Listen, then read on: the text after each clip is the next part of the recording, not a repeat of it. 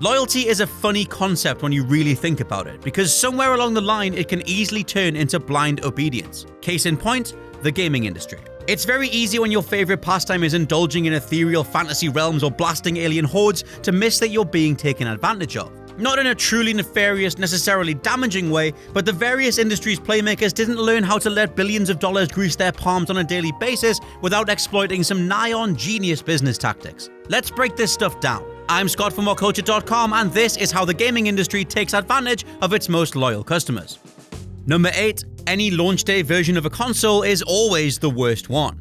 Simply down to the sheer amount of firmware patches that get released every few months, there's no way the version of a system you purchase on day one, which also happens to cost the most money, is the best value for that money. And that's just the firmware. As console manufacturers spend more time with shippable hardware, we see things like re-released, smaller and better optimized versions of key systems. The PS3 had the Slim and Super Slim, while the 360 got its own Elite Edition. Nintendo are notorious for this in the handheld market too, though Microsoft and Sony's newest efforts, the Xbox One S and the PS4 Pro, have stood out as being half-step systems, providing some necessary processing power that we clearly needed back at launch. Yeesh. Then there are genuine faults like the 360's Red Ring of Death or the Switch's busted left Joy-Con. Both were fixed in time, though everyone who coughed up the cash and bought through sheer faith remains worse off. Number 7. No reliable refund process on consoles whatsoever. Console manufacturers are forever trying to convince us that digital is better than physical, but one of the biggest problems is refunds, and neither the PS4 or Xbox One offers an adequate solution. Sony's PlayStation policy might as well not exist. It reads, if you change your mind about a purchase made from the PlayStation Store, you can request a refund to your PSN wallet within 14 days from the date of transaction, provided that you have not started downloading or streaming your purchase. Basically, you can claim a refund if you accidentally ordered something and didn't follow through on the download. Not if a game is broken at launch, isn't as advertised, or has any other issue that would necessitate being unhappy with your purchase. Simply put, consumers need to know that their money isn't going to waste and that there is some safety net, a feature that no consoles provide. Number 6. If a project is too broken, destroy, forget, and try again. Peter Molyneux's Goddess is one of the most egregious examples of a Kickstarter that took the money and ran, and if you look to EA's handling of Battlefield 4, it once again ended with them washing their hands of the whole production and moving on. After all, they had another sequel to prepare. Obviously, yes, there's a specific window of opportunity for any game's release that makes it the most profitable, unless you can build a platform of content or you're a runaway success like Rocket League or Overwatch. But when you have people actively trying to play your game that have invested full price, the least you could do is uphold your end of the bargain. Number 5. Season passes and DLC rip off early adopters and get packaged into Game of the Year editions anyway.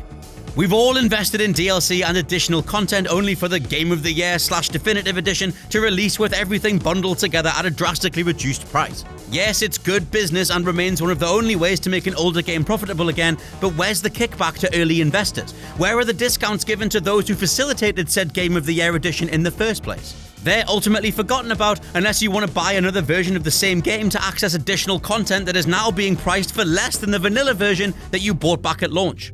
Number 4. A season pass for a few months worth of content.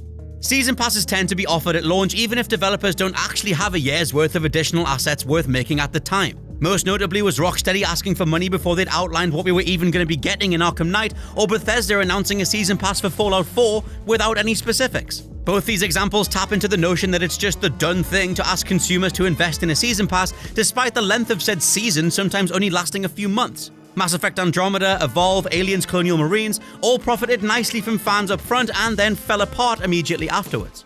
Number 3. Microtransaction systems are only ever designed to exploit.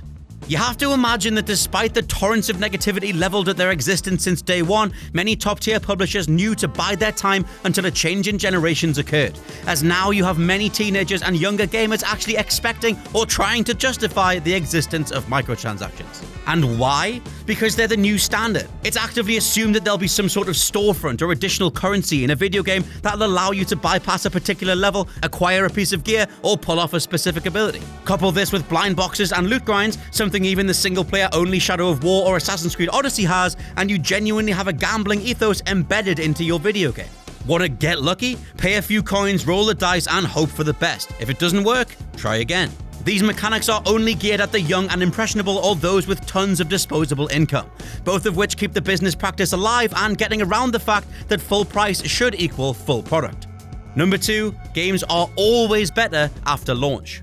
There's just no substitute for an entire planet's worth of feedback, and though many games tend to ship with bugs and glitches from day one, the amount of fixes that get rolled out addressing specific issues go hand in hand with burgeoning communities pointing them out. Even something like The Witcher 3 is a demonstrably different and more technically proficient game now than at launch, the result of various frame rate and animation improvements alongside a complete menu overhaul. Other titles like Rainbow Six Siege and Halo the Master Chief Collection receive copious amounts of additional content, refinements, and balances to their mechanics, putting in stark relief the question of just why you would want to buy on day one.